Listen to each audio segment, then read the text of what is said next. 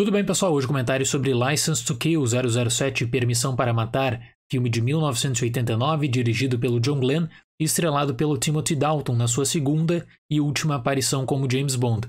Como eu falei na minha crítica de The Living Daylights, eu não sou um grande fã daquele filme e eu considero aqui em License to Kill uma evolução e tanto em todos os sentidos, que torna a experiência final muito mais agradável. Como ocorreu em vários filmes da franquia Bond, eu sempre trago contexto em cada crítica, License to Kill também era um projeto que quase não saiu do papel. Isso porque em 1988 nós tivemos uma greve dos roteiristas e o Richard Mabon, que cuidava da história, simplesmente não pôde mais colaborar nesse filme. E aí a tarefa ficou toda nas costas do Michael Wilson. Para quem não sabe, o Wilson ele foi roteirista e produtor de todos os filmes da franquia James Bond na década de 80 e ele mantém um vínculo até hoje, né? Ele é produtor dos filmes da franquia junto da Barbara Broccoli. Então, sem a ajuda do Richard Mabon, Wilson decidiu direcionar sua atenção para elementos das histórias do Ian Fleming e também pegou algumas outras questões de filmes da década de 60 e também da década de 70, mas a base geral é a mesma de The Living Daylights, ou seja,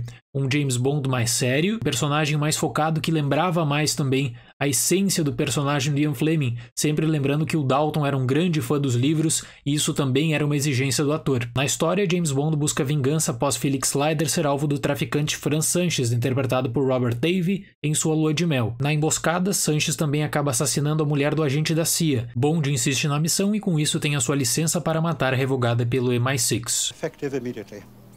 Your license to kill is revoked, and I require you to hand over your weapon.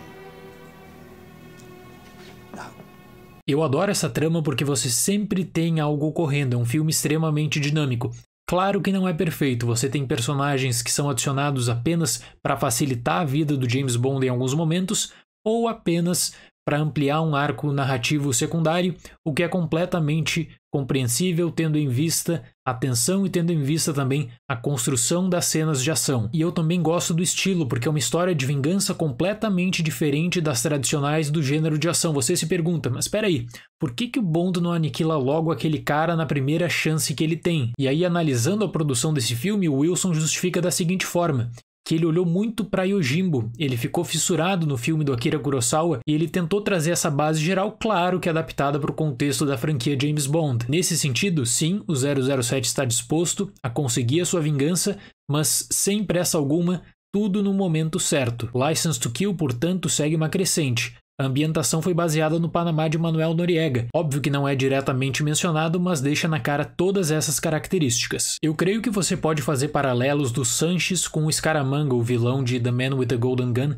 e eu gosto muito dessa noção de um antagonista que não tem aquele plano maquiavélico para destruir a humanidade. Ele está apenas envolvido no tráfico internacional e aí o filme promove uma que outra inovação dentro disso. E essa questão do tráfico pode parecer simples, batida, mas faz todo sentido para o James Bond do Dalton. A crítica do filme anterior eu falei, o Dalton infelizmente não teve um antagonista à altura. Aqui é diferente. Aqui o Sanchez sim, ele desempenha muito bem o papel na minha visão. Um vilão real que passa a credibilidade que você conseguiria tranquilamente fixar 3 ou 4 traficantes que poderiam ser a base justamente para esse personagem. E ele tá ali apenas pelo dinheiro, e isso já é o bastante para o filme. A questão da trilha sonora de License to Kill ela é muito curiosa, porque ela é tão divisiva quanto a de GoldenEye. Eu sei que o Michael Kamen tinha o referencial do John Barry, que por questões de saúde não conseguiu colaborar com esse filme, ele seria o plano inicial dos produtores, só que ao contrário de outros filmes da franquia, eu realmente acredito que a trilha do Kamen, ela realmente não acrescenta muito na experiência final, e eu senti falta, assim como senti de GoldenEye, de um acompanhamento sonoro melhor, mais impactante, especialmente nas cenas de ação. Ainda assim, eu deixo a menção, claro, para o tema da Gladys Knight, que é muito popular. O filme conta com a Carey Lowell interpretando a Bond Girl Pam Bouvier. Apesar de dividir o tempo com a Thalissa Soto e de não ter o destaque de outras mulheres na franquia, a Lowell é essencial para a vingança e existe uma ligação emocional dela com o James Bond que é construída durante todo o filme. Para quem gosta de um filme de ação com explosões e não assistiu License to Kill, faça isso porque nós temos aqui um filme recheado delas, inclusive com algumas das melhores cenas de ação de toda a franquia, na minha opinião.